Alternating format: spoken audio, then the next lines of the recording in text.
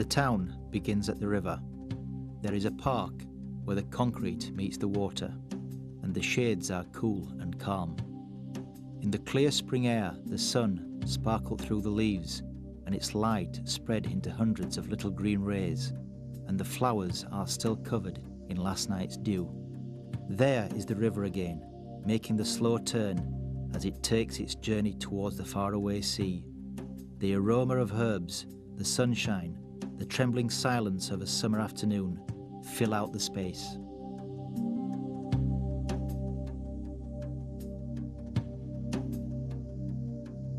The visitor can lodge in some of the cosy new family hotels. One truly can feel at home here.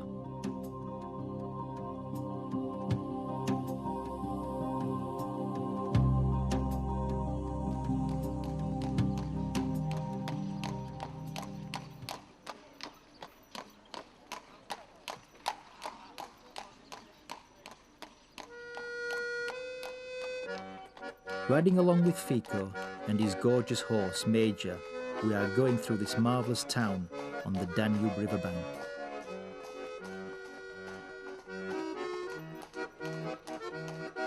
Our walk takes us along the so-called Main Street, where calm and happy people spend their leisure time in cafes and small restaurants.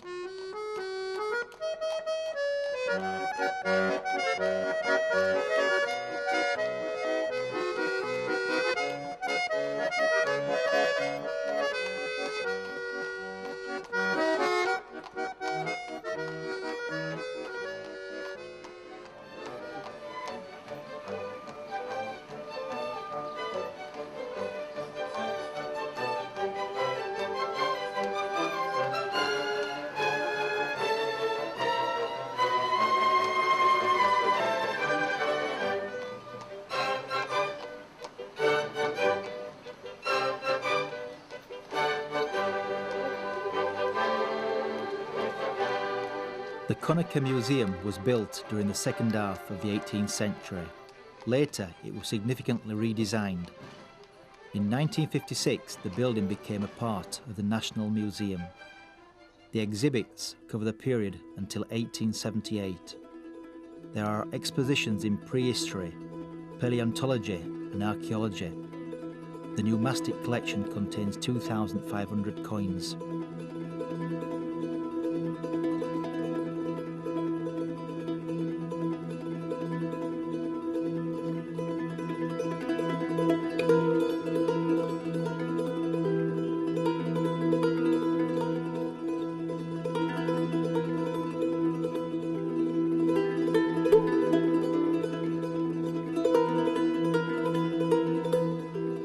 Here in Vidin, the beautiful town on the riverbank, the past coexists with the present, while the local legends, as many as the history of this region is rich.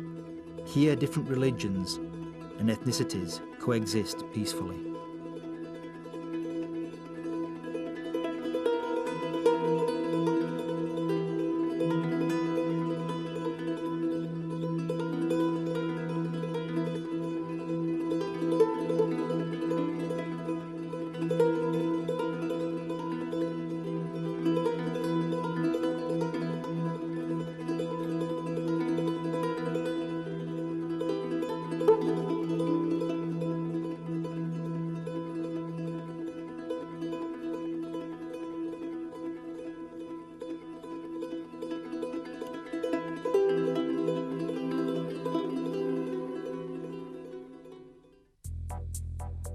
Ships come and go, one after another, while the park is enlivened by voices.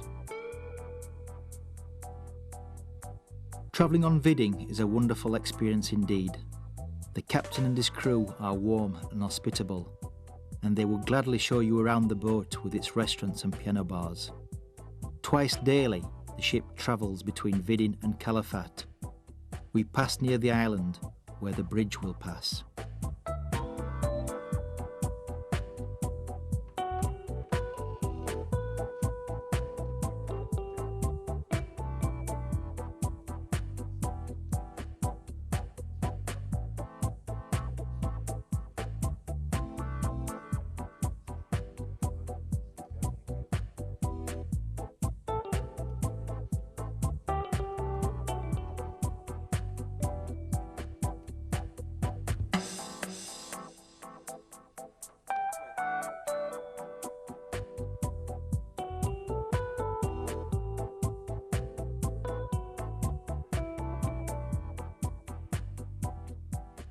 The Romanian riverbank is clearly visible.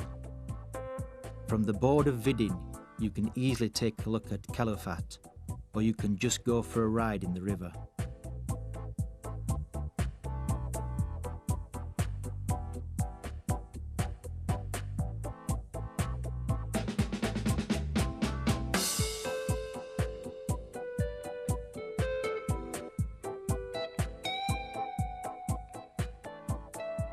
Harmony and innocence, childhood and femininity. Those will be among the key words of wisdom one would need when travelling around the world. The bridge that will be erected here soon, the second one in the Bulgarian part of the Danube, will connect us to Europe and will open another gate to the world.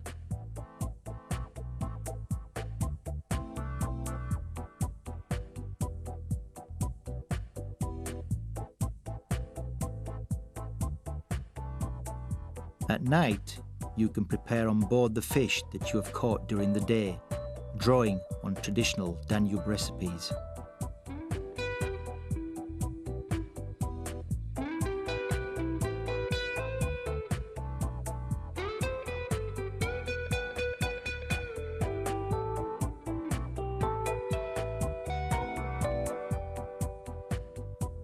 It makes one thing of bridges and people, or of bridge between people, the connection between one person and another, between us and the others.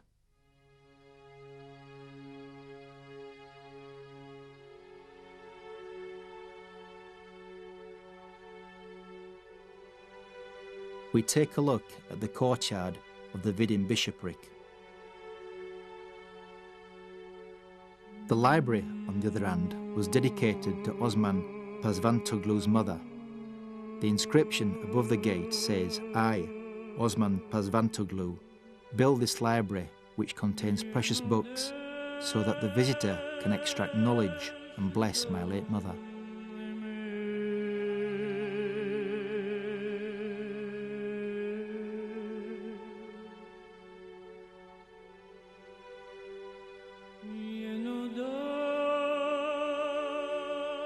The Jewish synagogue was built in 1894.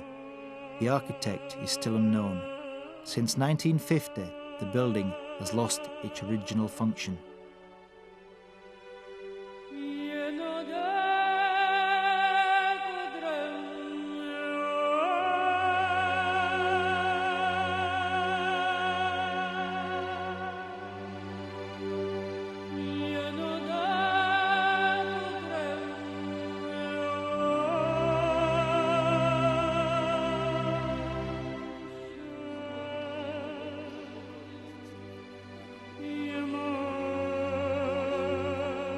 The St. Dimitri Cathedral is the second biggest cathedral in Bulgaria.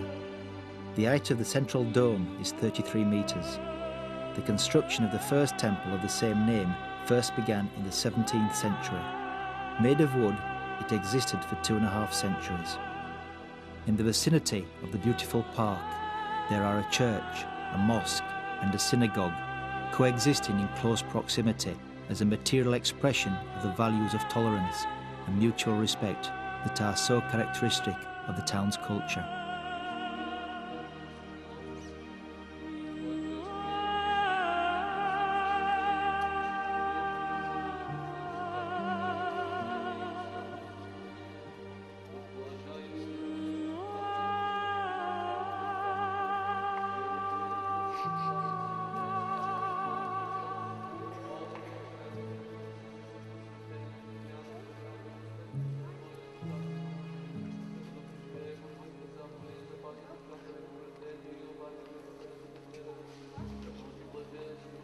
Отрече ли се от сатаната, отрекох се. Отрече ли се от сатаната, отрекох се. Отрече ли се от сатаната, отрекох се. Духни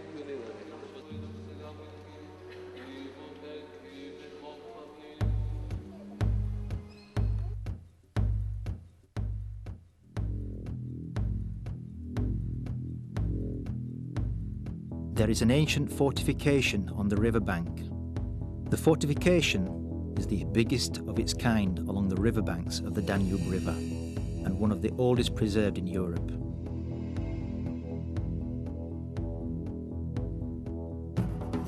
With its architectural ensembles, it reminds us of an era that was simultaneously romantic and utterly chaotic. It's a true labyrinth of bastions, watchtowers and galleries. The castle is a real history textbook whose pages have been written by some of the most significant historical figures of the antiquity and the Middle Ages. The steep stairs that lead us up to the watchtowers tell us the story of the passage of the Celts and the Mysileites, over Emperor Trajan's military victories and his marvellous conquest of the lands north of Hemus, of the Daciate of Attila the Hun, who stormed and scorched the Roman outpost in 441 AD. Underground, in the labyrinth of galleries, or up behind the turrets, one seems to hear the steps of the medieval historian Danilo, the flapping of the Crusaders' battle flags, and their embroidered cloaks, the hooves of their armoured horses.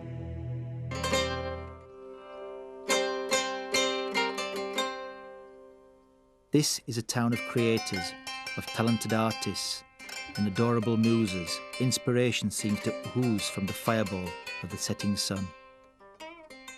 The beautiful medieval citadel is a natural filming site for many film productions. Artists are among the most curious inhabitants of the castle.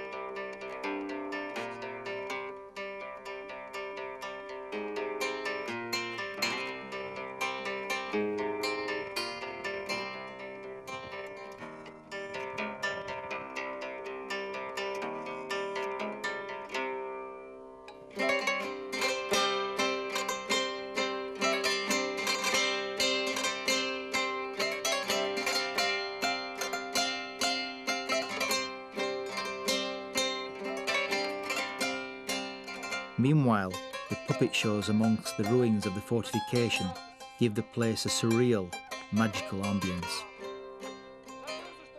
Annual theatre festivals are held here in the summer months.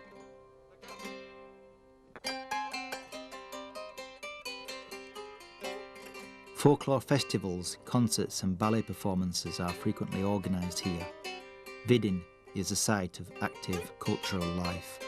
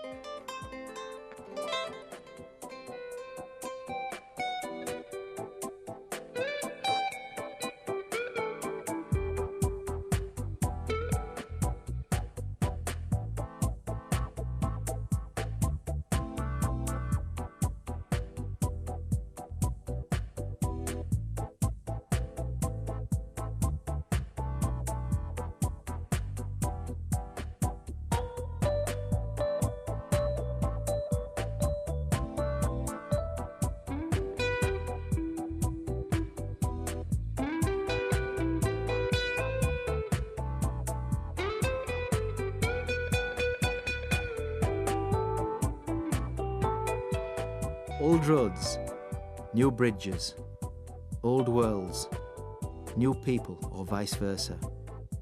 Here in Vidin, you once again discover that it is the road that matters, the road to the other person's art.